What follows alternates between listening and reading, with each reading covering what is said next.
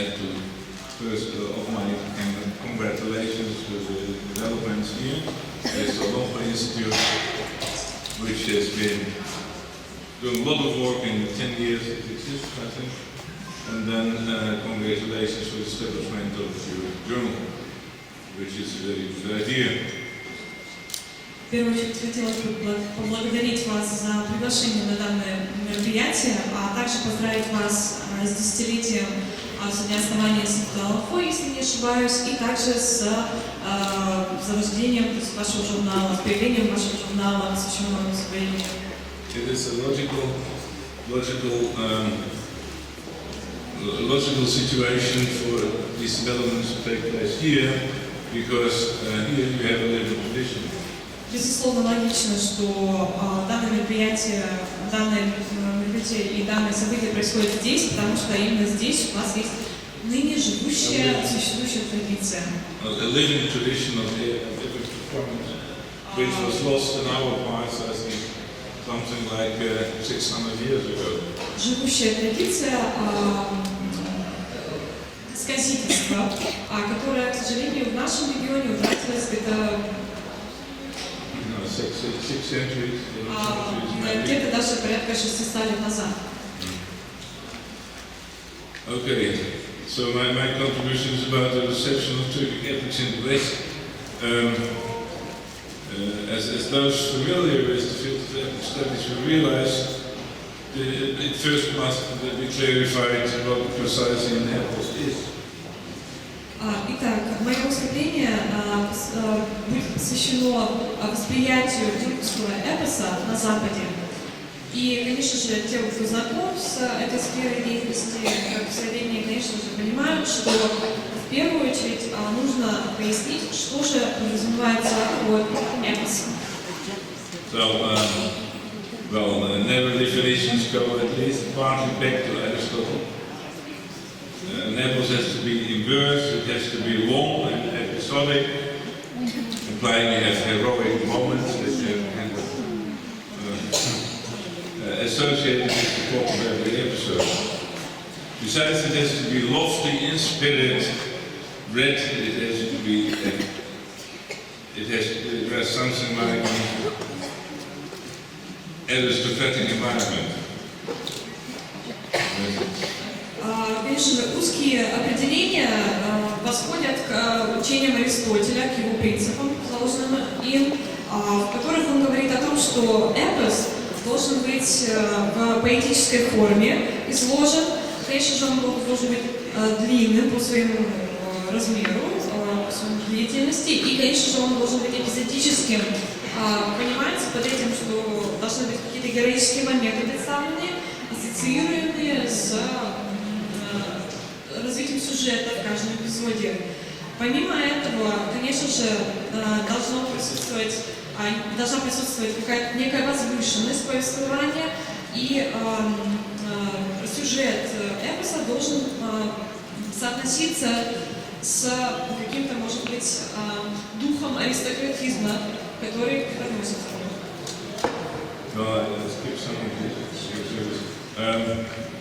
Now, one of the points is the problem of is an epic to be in verse, is to be poetic form, or can it be prosaic? And apart from that, there are many examples that works are in fact prosaic, what they call. So there isn't parts are verse and parts are prosaic. Важным аспектом в структуре эпоса является его стихотворная форма изложения. Конечно же, допустимы такие прозаметрические варианты, когда прозаическая форма текста сочетается с стихотворной формой текста. Well, you can see that, for instance, you can look in our past, for instance, Icelandic sagas. Something has been said about the Icelandic sagas. Sagas are prosaic, are they not an epos because of that? It's also not an epic tradition because it's not in verse and so on. Возвращаясь к постулату о том, что все-таки эпос должен иметь стихотворную форму, можем привести примеры не эпических текстов, которые, точнее, нами не понимаются как эпические, в силу своей прозаической структуры. Примером такого произведения являются скандинавские саги. Well, my report is in fact from the perspective of typology, my field, and I want to just take a view on how the material is available in our part. As is well known, to all modern typology started with a bang, namely with the work of Willem Radloff. His texts and especially his dictionary are still being widely used. But also for many the languages which Radloff wrote tales from but also for many of the languages Radloff deals with, he wrote tales from an important section. In Western typology, the epics from the Turkic world play a minor role in research and academic teaching.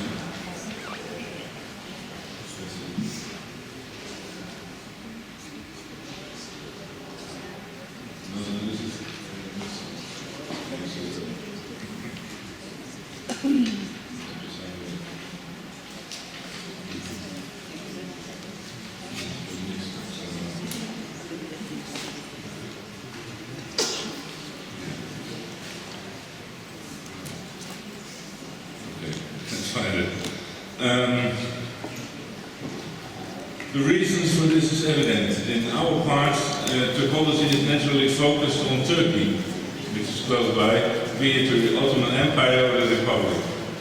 То есть выбор профессора наш является специалистом в области тюркологии, и выбор такой области исследования не случайен, так как рядом, в принципе, находится Турция, чем и обусловлен выбор из материала исследования, а именно период развития эпоса, период Османской империи. The one text that has received much attention is the book of Dedet Korkut. И один текст, который получил наибольшую популярность среди исследователей, это книга Деде Коркута. That is written down in Anatolia around 1500. Которая была написана в Анатолии, ориентировочно в 1500 году до нашей эры. And there exist several editions and translations in many languages. И данный текст представлен в разных переводах, на разных языках. Including Persian, Lithuanian and Portuguese. Включая персидский, литовский и португальский языки. But this is a collection of heroic stories rather than an epic cycle. Но этот цикл нельзя назвать эпическим, это просто heroic stories. это просто сборник героических рассказов, но не эпических рассказов. Well, I will skip the section about other historical works. Because apart from this topological work going back in history, most of the work in the West has been done by non-topologists. It's the same here, of course. Я пропущу некоторые моменты, связанные с этапами развития исследований в области тюркологии. Конечно же, многие исследования в области тюркологии были выполнены как раз-таки не экспертами в этой области, то есть на Западе. And the reason for this is that there is the urge felt by scholars of medieval studies to study living epic traditions. Интерес возник среди исследователей как раз-таки средневекового периода литературы, которых заинтересовал вопрос эпического наследия. So they have to look other places to clarify the oral background. And the first scholar in this field was actually Victor Sherinsky, known to you, but he was a specialist of German study. И, конечно же, исследователям, которые исследуют тюркологию, то есть эпос, им нужно смотреть глубже, и один из ярчайших представителей исследования эпических произведений, это Виктор Журмонский, о котором вы уже сегодня слышали, все прекрасно знаете. Но он был в первую очередь специалистом по исследованию. And the inspiration to do all this ultimately stems from the Homeric question about the supposed oral background of Homer's epics. Повторюсь, Виктор Журмонский занимался исследованием на основе германских языков и германской культуры. Все это восходит у него и, в принципе, в антропологии к гомеровскому вопросу о существовании, о происхождении народа. And from the beginning, much of the inspiration of this so-called studies of orality comes from Radloff's work, internationally everywhere. И, конечно же, все это исследование гомеровского вопроса и, в принципе, устных традиций восходит к работам Радлова. At the same time, Radloff's texts remain essential for the study of Turkic epics because of the dynamics of epics as an oral genre. So you can see that Radloff's text from the Mana cycle has been thoroughly re-edited and commented upon by Hatto, for instance. And you can see that this text is very different and much shorter than the modern version. В то же время, конечно же, работы текста Радлова остаются важными для исследования тюркского эпоса, поскольку динамика развития эпического повествования в устном народном творчестве имеет место быть. И его тексты из цикла Манаса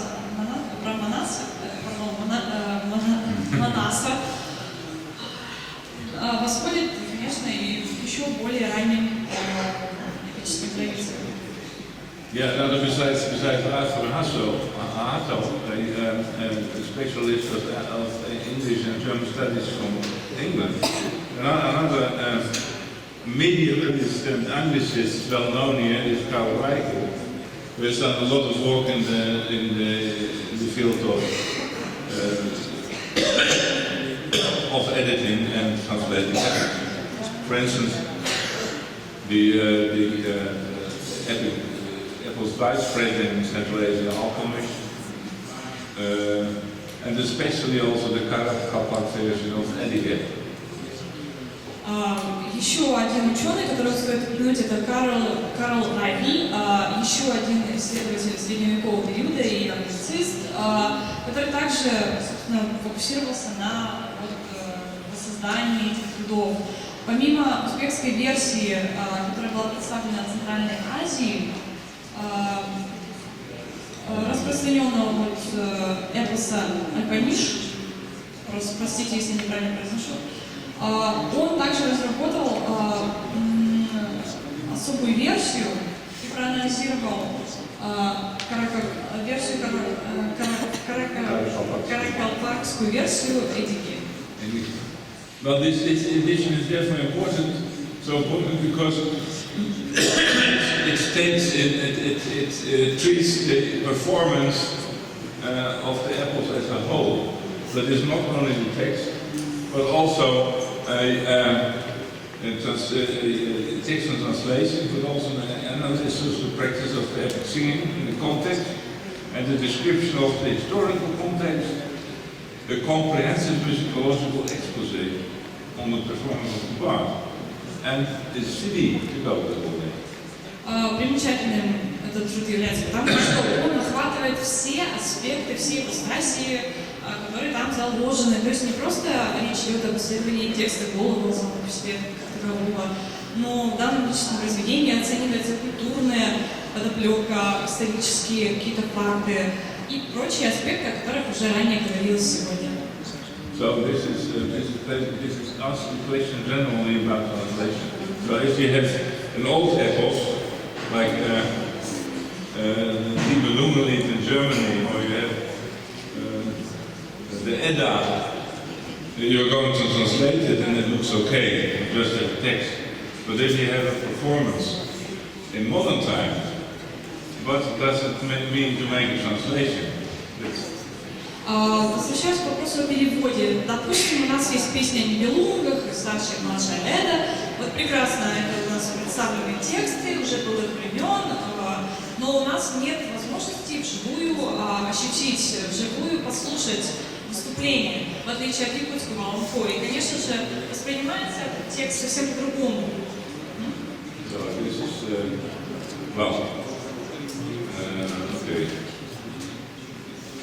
Well, the educated cycle is, by the way, also important because in this case the connection with historiographically tangible facts from the period of the breakdown of the Golden Order in the 15th and 16th century is visible.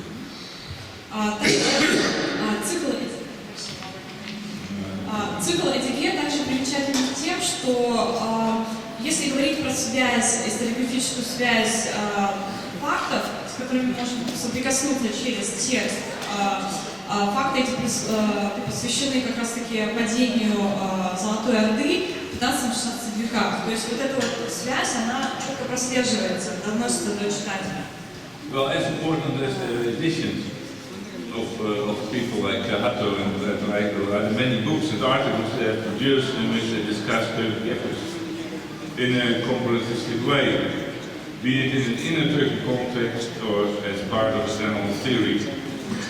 Также Атто и Рахиль представили ряд научных трудов, посвященных разбору эпического материала, как теоретического, так и практического. As early as the 1970s, there have been seminars held on general Apple theory in London, STARS, which has been edited in 1980 and 1989 in two volumes. Уже в 70-е годы прошлого столетия в Лондоне проводились семинары по анализу и разбору, осмыслению этических произведений мирового масштаба. But I'll just, for the rest, try to give an overview of translations you can find of several words. And there's not so much, but I may not be quite complete. I have seen I'm not complete because I've seen translations here which are very new. Сейчас мы постараемся дать краткий обзор переводов Аллахо. But in order to see how little there is, really is, I can just tell that there is a translation into French of Erdgeschichte, like of Manna cycle from 1965. Переводы представлены немногочисленные, я уже убедился, потому что их гораздо больше, но тем не менее могу упомянуть перевод на французский язык киргизского варианта Манаса. Что купленные аппараты? From a theological point of view, very good editions by Ugo Marazzi. С теологической точки зрения интересными являются переводы Уго Мараззи. Altai-Turkic variant. И есть также алтайский турецкий вариант. Of Malaika. Hakas Epos, Altenader. И также Хакасский эпос. Then I found, accidentally I found a French translation by, maybe you know better about it than I do, by the Slavicist Jacques Caro. Также мной случайно был обнаружен франкоязычный перевод, выполненный выполненный Жаком Каро, это следователь славистики. You get other places, so this is on the basis of Russian translation. It's also often the case that the translations are via Russian. И что хотелось бы сказать про перевод Жака Каро, есть, конечно, случаи, когда прослеживаются некоторые особенности через русский перевод. This version is based originally on Bakasky's translation from the Holland. Упомянутый нами перевод, выполненный Жаком Каро, основан на русской версии Митхуна Патросмислена, выполненная Пекарским. But I hear that a very new translation made by you of Olbonsky's version. Но также Также я слышала, что есть новая версия перевода, выполненная сравнительно недавно. Then you find things, you find all kinds of things to the left and right, but they're difficult to find. But for instance, translations made in Eastern European countries in Soviet times. Также есть переводы. Also, for instance, in Eastern Germany, there is a book on Kazakh epics by the well-known Hungarian poet Balázs, but in German. Также есть перевод, выполненный в Восточной Европе, в Германии, венгерским исследователем-переводчиком. Тоже речь идет о переводе эпоса на монгольскую, если не ошибаюсь. And then UNESCO steps in, and you get also protection as a translation made in the Soviet Union at the time, later post-Soviet Union. So you have the big occasion was the translation of the Mana cycle, the version of Polish Krakow. Также есть переводы Манаса, выполненные в советский, постсоветский период. No, this is not after Soviet. This is already after Soviet Union. It was in 2004. Yeah. So the point about this translation is that it was heavily criticized. It's a versified translation. This is translating always the choice: do I make a versified translation or do I make a prosa translation? Переводы, которые мы только что сказали, уже выполнены под, так сказать, гидой ЮНЕСКО, подвергся небольшой критике, поскольку, возвращаясь к тому аспекту о том, что как лучше переводить прозой или стихотворным слогом, вот этот вопрос не был четко решен в этом переводе. Поэтому подвергся критике. But then you get this translation by May of Mana cycle was heavily criticized. Anglophone people were not satisfied by the interpretation. Повторимся, англоговорящие носители, читатели были не очень довольны этим переводом. Вот повторимся в контексте того, что все-таки в прозе нужно излагать или в стихотворной форме. Another problem with this kind of books is that they are very rare. They are very expensive, so they're not even easy to get.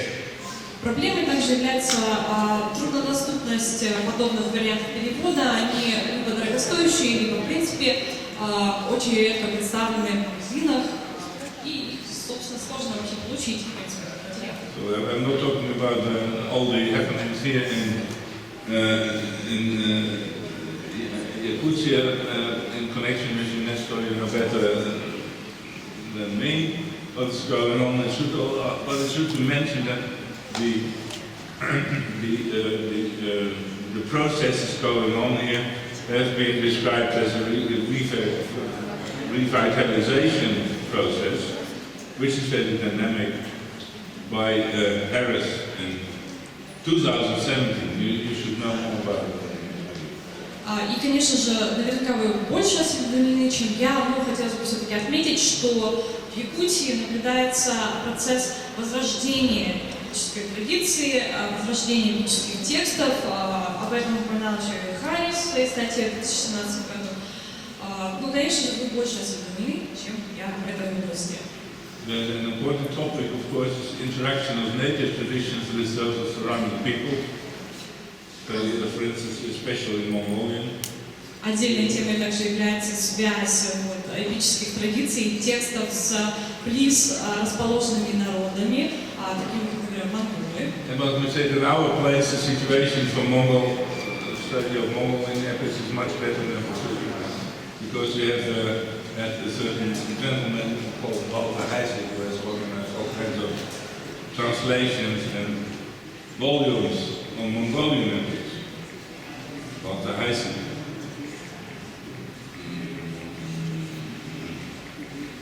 Walter Heisig. Yes, Germany. It's all in German. Значит, в плане переводов монгольских эпических текстов и адаптации их, можно сказать, что ситуация немножечко лучше у нас в Германии. У нас есть такой исследователь Хайсик, который как раз таки занимался плотно, усердно переводами эпических произведений монголов на немецкий язык. Two final remarks. Well, one important topic nowadays in epic studies is the study in the way of how actually epos are put into writing. It's called textualization. В данный момент нас интересует текстуализация, то есть воплощение эпического произведения на тексте, как это происходит, как это актуализуется. That's a very fundamental thing.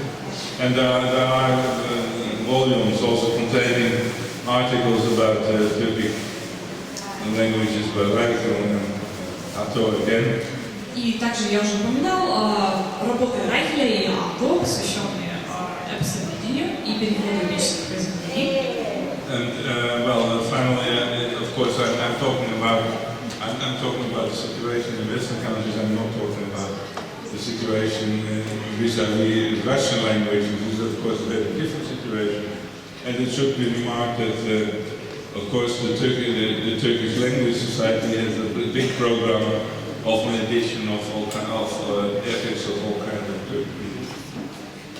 Конечно же, здесь я не затрагиваю ситуацию с российским этническим настоянием, но, конечно, ассоциация в много работы по переводу и адаптации эпосов It's a kind of redoing of putting into Turkish this series of epos, a lot of essays and so on. So the old Soviet and post-Soviet editions. Конечно же, примечательно и то, какие проблемы могут предстоять, какие особенности могут возникнуть с адаптацией тех произведений, которые были написаны в советское и постсоветское время представителями тюркоязычных народов. But there is one volume I should mention with a discussion of Oromco, together with one example, namely a version of Er Sokotoy in 2013. Хотелось бы отметить работу, в которой было проведено исследование по работе над переводом Росоматов. To conclude, I mean, from my field of studies, my field of studies, epics are very important field for typology. The ethnographic and musicological aspects, on the other hand, are difficult to integrate into teaching programs.